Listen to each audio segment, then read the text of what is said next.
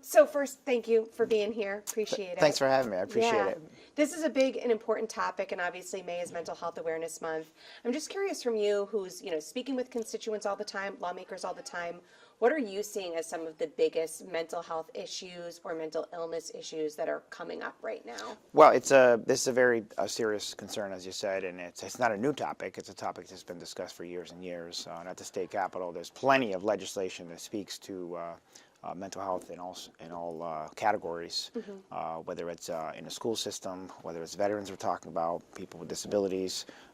We have discussed topics and had a lot of hearings to get feedback. And also monitoring our agencies to see what's being done. From my constituency, we hear about, I'm involved in the disability community, but also the veterans community. I did serve in the reserves, and I belong to a lot of veterans service organizations. A lot of times we hear about people's veterans that are seeking services. Sometimes that can be challenging. And one of the things we've been trying to do at the Capitol is try to make that information more accessible.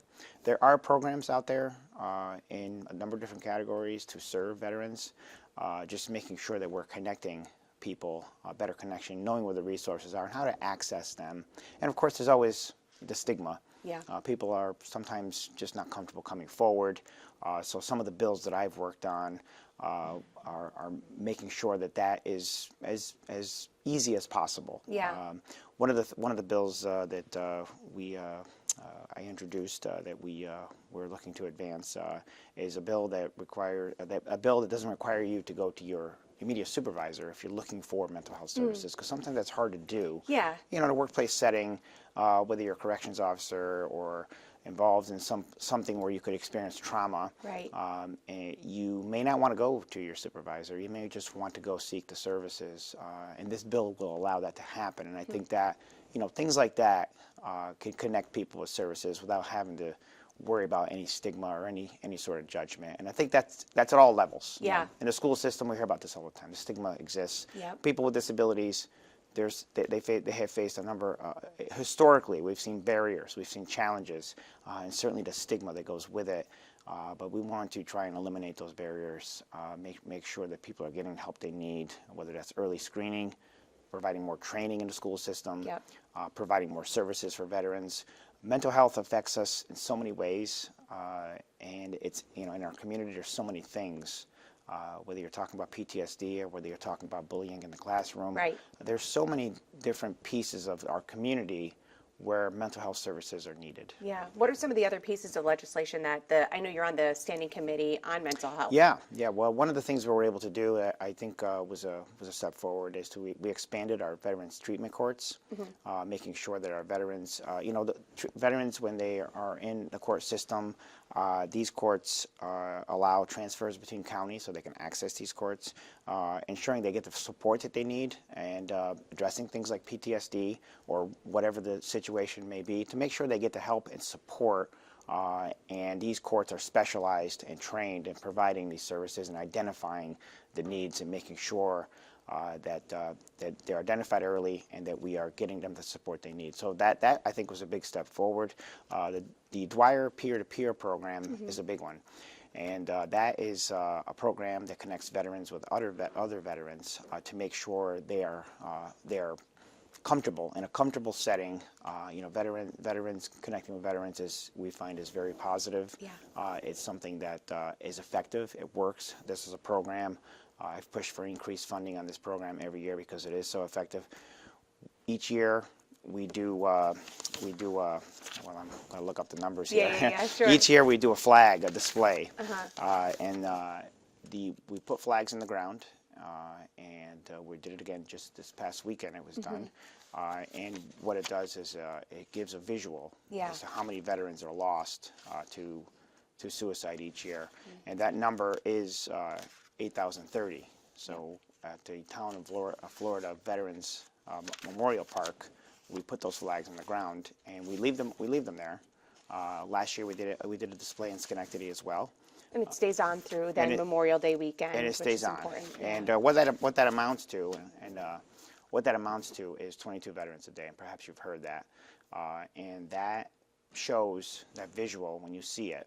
and I put some pictures on my Facebook for people to see. They couldn't be there. Yeah. But we, a group of us put the flags in, and as you're putting them in, you see there's more and more and more, and until you reach 8,030, and you realize each flag represents a life lost, Right. a veteran that we lost to suicide. Yeah. And you talk about the hidden wounds, the things you can't see when people come back from service, the PTSD that's very real and affects people in so many different ways. Trying to connect veterans with these services is so important, and that Dwyer peer-to-peer program is one of the effective tools that we've been able to do. The other thing we did is we took another step and we elevated our veteran services to a full department, full agency level department, to make sure we're streamlining these services. We're issuing printed materials. A lot of veterans, especially the old aging veterans, sometimes don't like to use the internet, Right. or prefer not to. We want to make sure we have a printed copy of that. There was another bill that we did to make sure that all the services are listed in there. And a lot of times people like to hold paper. And they want to see what's in there, not necessarily on a screen for whatever reason, but whichever option you prefer, we want to make sure that we're providing that connection for you. Yeah. The committee, the Standing Committee on Mental Health, how often do you meet and work on stuff? It's sometimes it's once a week. Sometimes there could be gaps in between, depending on how many bills are coming up. So there's a lot of bills that come through there. We just had a committee meeting this week. So we talked about a number of some of the bills talked about mental health issues. Yeah. One of the bills that I'll mention is PTSD treatment for dispatchers and corrections officers. So the emergency 911 dispatchers, we want to make sure they get access to the services, the matching police and firefighter protections, because they also we find that they have experienced that trauma. Right. Being a 911 dispatcher on the phone, they are in need of services as well. That bill is a bill I'm advancing to try and get it passed in the Assembly and the Senate, because connecting them with those services are important. We've got to make sure that we look at all first responders. Yeah, years ago we didn't look at these things, but we find that the trauma is there. It does exist, as I said, in all parts of the community. Yeah. You talked about, the constituents do reach out to your office with various things. When is it at a threshold where you recommend that people definitely reach out, that it's time to get a lawmaker involved with a certain issue? Or Yeah, I'm in the community quite a bit. I spend time at the Capitol, during session. It's time in my district office, but I also like to be in the community, be accessible, to hear. A lot of times people won't come to your office, especially if it's an issue like this. They may not come to your office to talk to you about this, but if you're in a community, you might be able to connect with someone and be able to hear some of the challenges. And whether it's, like I said, I chair the committee on people with disabilities, so I do hear emails, I get phone calls, but sometimes the in-person connection, not necessarily in an office setting, but in a community, comfortable community setting, I tend to hear challenges, and I take note of those things, and sometimes they become good legislation. Right, because people need to realize, I think it's important to note that there is this stigma. They don't feel comfortable talking about it. Yeah. But if they are willing to open up a little bit to somebody like you, it can provide change and hope, for the future for these issues. And that's it. What people may not realize is a lot of the bills that we talk about up there, a lot of the bills that come to the floor originate with a conversation, and that's how it happens. So having those conversations are very important. Certainly if there's issues where we can connect people with services, we want to do that too. Sometimes I talk to people that come in with issues, with some challenges or things they're looking to discuss, and I'm able to connect them with services that they may not even know existed. And that's part of the challenge. There's a lot of programs in place, and unfortunately the funding that we put in them a lot of times goes unused because people don't access those services for whatever reason. Yeah. And talking about the school system, we're looking to make sure we have trained professionals, make sure we have more mental health services in the school system, making sure we're addressing things like bullying, making sure we're addressing that stigma, especially for kids that have a disability. Years ago, we saw how that can really affect people, Yeah. people's growth, people's in so many ways can affect people negatively. So we want to make sure that we have the information out there for students to understand too, Right. how important it is to include everyone. And people may have a disability, may have a challenge, but everybody has different abilities, is the way I look at it, and including everyone and making sure. You know, sometimes the littlest thing can make such a big difference in someone's life. And we all have the power to change, you know, beyond the legislation, beyond the funding. We all have the power to do something.